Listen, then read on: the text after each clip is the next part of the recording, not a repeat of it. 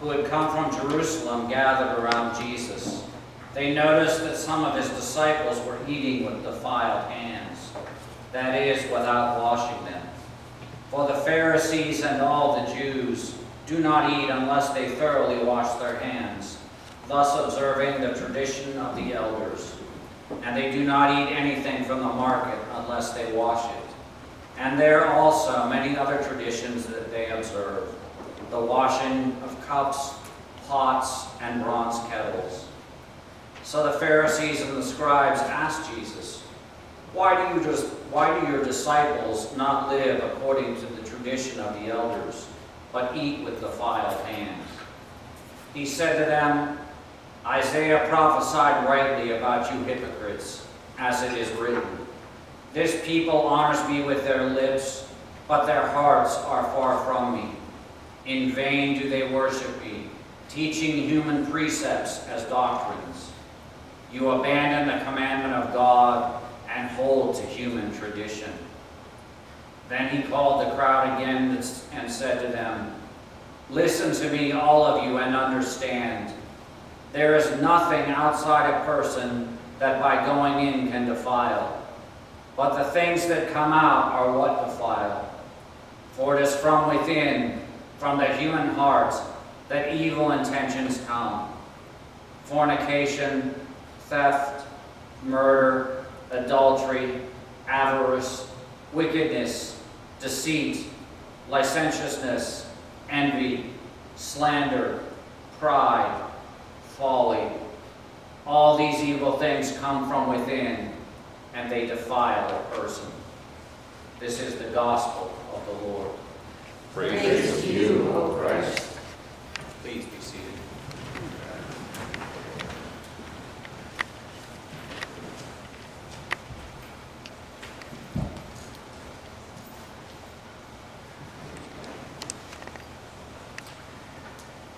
I think after the past 5 or 6 years together, you kind of know my stand on traditionalism.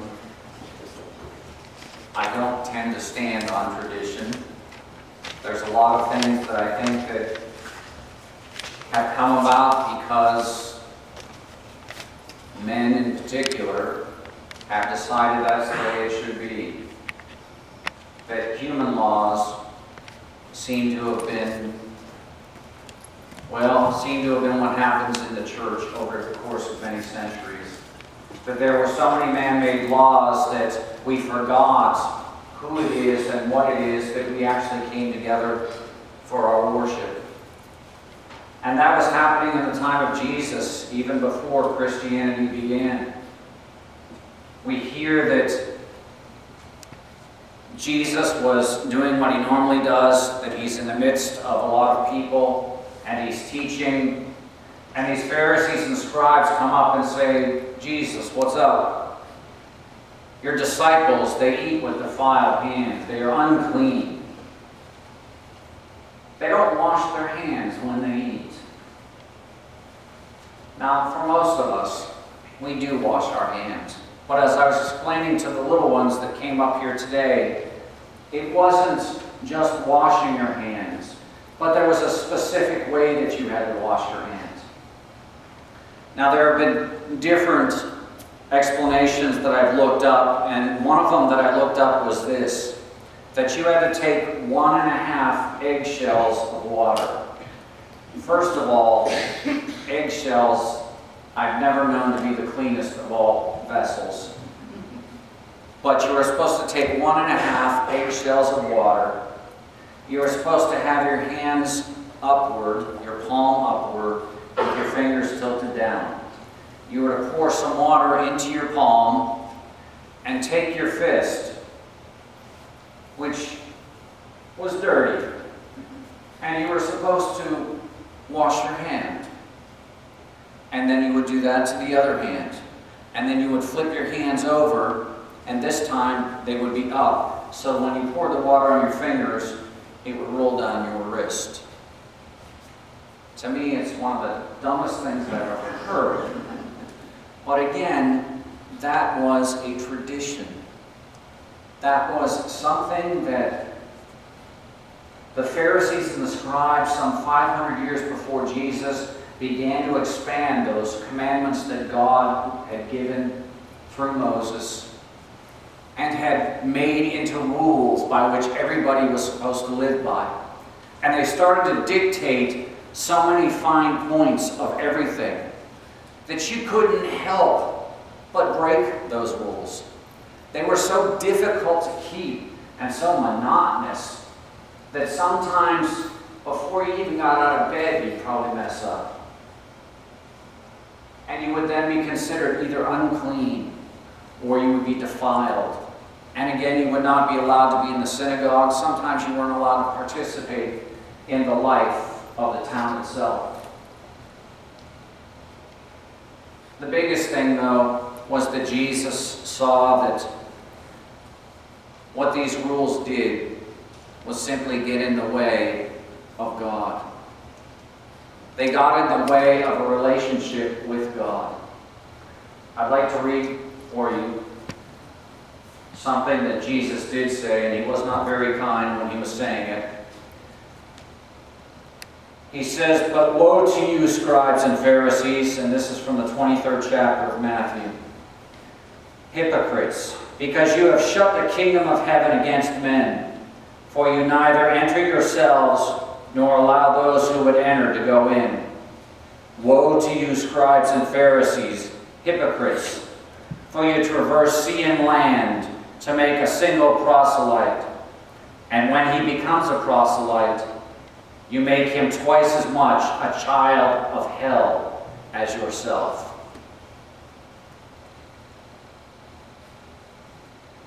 You see, all of the rules that they had made up essentially put a barrier between the people and God.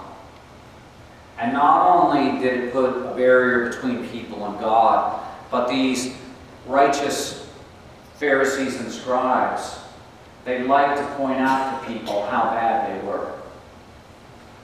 That's why they were the first ones to come up and say, "Jesus, those disciples of yours, they're doing wrong. They are defiled. They shouldn't even be here." And that's when Jesus told them that it is not what goes in your body that will defile you.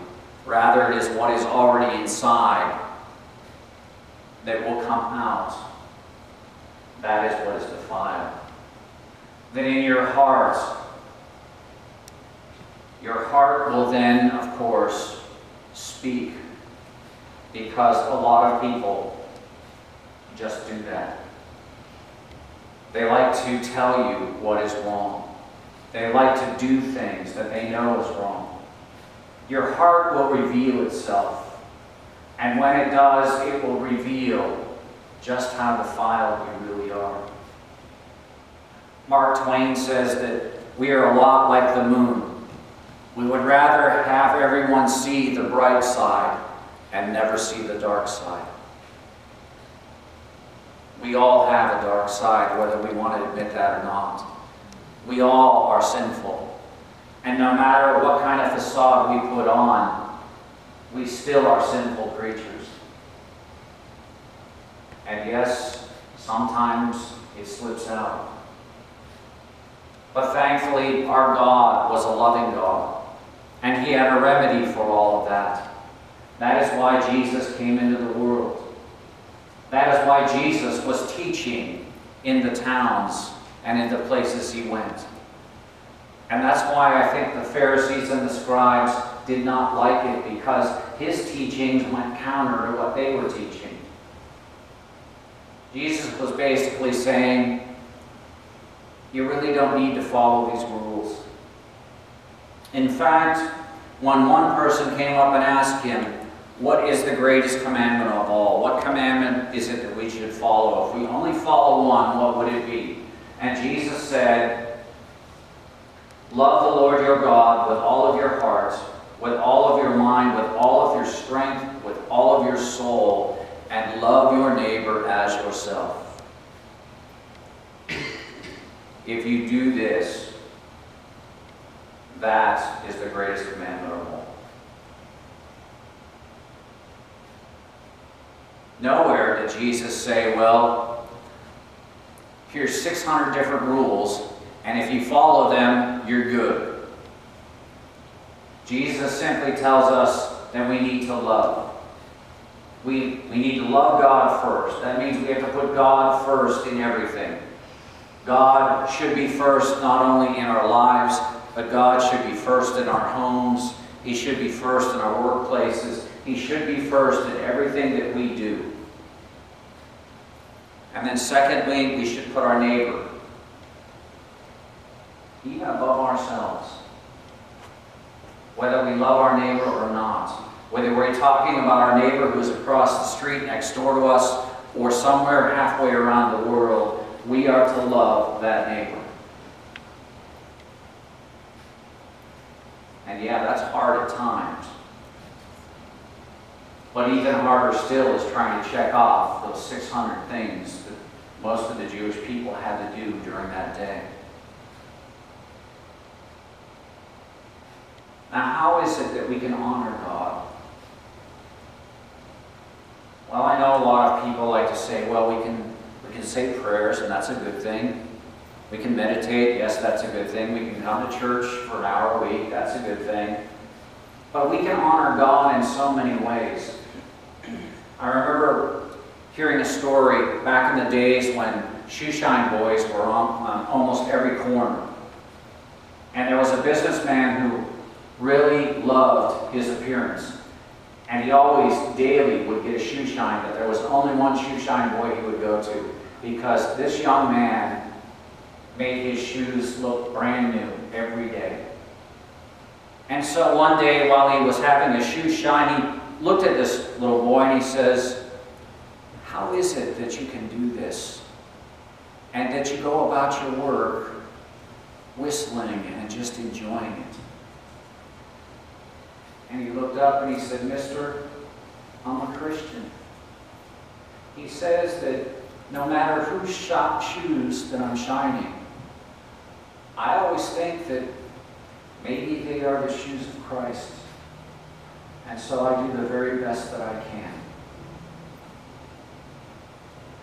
You see, he understood that no matter what we are called to do in this world, that we should give our very best, just as if we were serving Christ himself. That no matter if we are at work, at play, no matter if we are visiting others, that we should give our very best, as if we were serving Christ himself. And if we began to picture Jesus being with us, being next to us, being in the person that we are speaking to, being even in those we may not want to associate with, maybe the way that we treat them would change.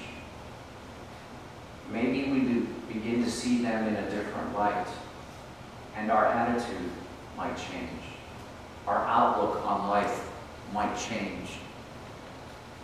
That we would no longer just grudgingly go through our days. We would no matter look at people and turn away from them. We would not ignore those who were in need. For if we saw that it was indeed Christ, would we not be the first to line up to serve him? You see, Jesus was saying, "I have come into the world so that you might know God, and you might know him fully. And I have come into this world to make this world right again, not to condemn it, but so that all people might find salvation. And I'm going to make you right again with God, but I'm going to have to die on a cross to do that. And I'm willing to do that in obedience to the will of God."